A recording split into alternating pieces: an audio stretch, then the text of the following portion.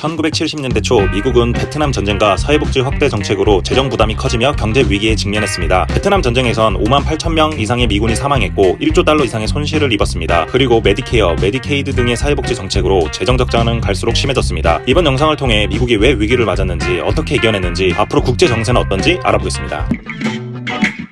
2차 세계대전 이후 미국은 전 세계에서 가장 강력한 국가로 떠올랐고 미국 달러는 근본위제를 기반으로 기축통화가 되었습니다. 그러나 베트남 전쟁, 대규모 사회복지 프로그램 확대로 미국 경제는 막대한 재정 적자에 시달리게 되었습니다. 정부는 재정 적자를 해결하기 위해 계속해서 달러를 발행해야만 했습니다. 하지만 문제는 달러가 금과 연동되어 있다는 점이었습니다. 달러의 가치가 미국이 보유한 금에 의해 보장되었던 시기였기 때문에 지나치게 많은 달러 발행은 결국 근본위제의 붕괴를 불러올 수밖에 없었습니다. 무한정 늘어나는 달러 대비 금의 양은 한정적이었기 때문이었죠. 1971년 리처드 닉슨 대통령은 역사적인 결정을 내리게 됩니다. 바로 근본위제를 공식적으로 폐지하는 것이죠. 이는 닉슨 쇼크라고도 불리며 달러가 더 이상 금과 연동되지 않게 된 사건이었습니다. 닉슨 쇼크 이후 달러는 금으로 보장되지 않는 신용화폐가 되었습니다. 달러의 가치는 이제 시장의 수요와 공급에 따라 결정되었고 이는 새로운 경제 체제의 시작을 알리는 신호탄이었습니다. 하지만 닉슨 쇼크 이후 달러는 그 신뢰를 잃었고 달러 가치는 급격히 하락했습니다. 이는 미국의 경제 위기를 더욱 심화시키는 계기가 되었죠. 그러나 달러는 이 위기를 페트로달러 시스템을 통해 극복하게 됩니다. 페트로달러는 1970년대 미국이 근본위제를 폐지한 후 달러의 국제적 지위를 유지하기 위해 도입한 개념입니다. 당시 미국은 사우디아라비아와 협정을 맺어 석유 거래를 달러로만 진행하도록 했습니다. 페트로달러 협정은 석유를 달러로만 거래하는 대신 사우디아라비아의 국가 안보를 지켜주는 내용이었습니다. 이를 통해 석유를 수입하려는 모든 나라가 달러를 보유해야 했고 이는 달러에 대한 글로벌 수요를 안정적으로 유지시키는 역할을 했습니다. 이렇게 달러가 석유 거래의 중심 통화로 자리 잡으면서 페트로달러 시스템이 구축되었고 달러의 기축통화 지위를 강화하는 계기가 되었습니다. 이로 인해 달러는 다시 한번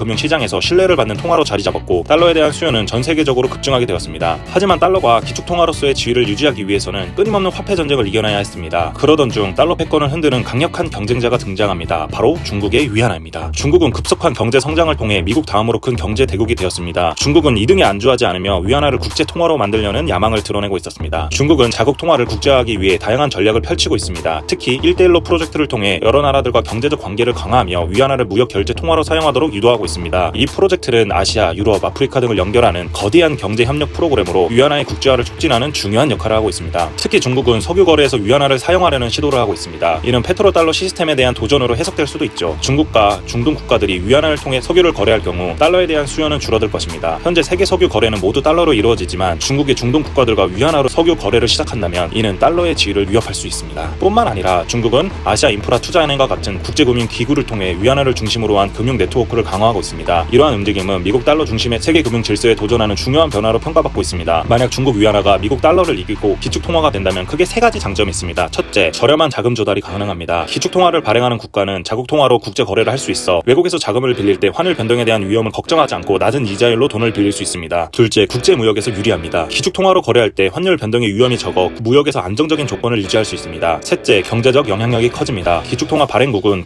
국제금융시장에서 자국 통화의 강력한 영향력을 통해 경제적 주도권을 유지할 수 있습니다. 이런 이유 때문에 화폐 전쟁이 일어나고 있습니다. 달러와 위안화 간의 경쟁은 단순히 통화 문제가 아니라 지정학적, 경제적 주도권을 둘러싼 심화된 갈등으로 이어질 수 있습니다. 이 두 강대국 간의 통화 패권 경쟁은 결국 글로벌 무대에서의 영향력 싸움으로 확장될 가능성이 큽니다. 특히 미국과 중국의 무역 전쟁, 기술 경쟁, 그리고 다양한 정치적 갈등은 이러한 통화 패권 경쟁을 더욱 복잡하게 만들고 있습니다. 대표적인 예로 2008년부터 본격적으로 시작된 미국, 중국 무역 전쟁을 들 수 있습니다. 이 무역 전쟁은 단순한 관세 부과 이상의 의미를 담고 있습니다. 이는 글로벌 경제 주도권을 둘러싼 양국의 싸움이며 특히 위안화와 달러의 경쟁 구도에서 중요한 역할을 합니다. 미국은 무역 전쟁을 통해 중국의 경제적 확장을 저지하려 하고 있고 이는 위안화의 국제화를 막으려는 전략의 일환으로도 해석됩니다. 위안화가 국제 통화로서 더 큰 영향력을 발휘하게 된다면 미국의 경제적 우위와 달러 패권을 위협받을 수 있습니다. 그러나 여전히 달러는 세계금융 시장에서 가장 신뢰받는 통화로 남아있으며 그 지위를 유지하기 위해 미국은 여러 방면에서 통화, 정치, 군사적 노력을 기울이고 있습니다. 앞으로 세계 경제는 어떻게 변할까요? 달러는 여전히 강력한 기축 통화로 남아있을 수 있을까요? 아니면 위안화가 그 자리를 대체하게 될까요? 현재로서는 달러가 여전히 세계 경제의 중심에서 중요한 역할을 하고 있지만 위안화의 부상은 무시할 수 없는 변화의 흐름입니다. 이 통화 패권 경쟁은 글로벌 경제에 큰 영향을 미칠 것이며 이에 따른 변화는 우리가 주목해야 할 중요한 이슈입니다. 최근 이스라엘과 헤즈볼라,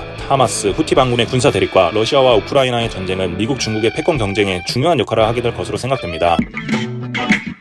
오늘 우리는 달러의 위기, 페트로달러 시스템을 통한 극복, 위안화의 화폐 전쟁에 대해 살펴보았습니다. 달러가 여전히 기축통화로 남아있을 것인지, 아니면 위안화가 기축통화가 될지, 아니면 새로운 통화 패권이 등장할지 구독자 여러분들의 생각은 어떠신가요? 영상이 유익하셨다면 좋아요와 구독, 알림 설정 부탁드립니다. 그럼 다음 영상에서 만나요. 안녕!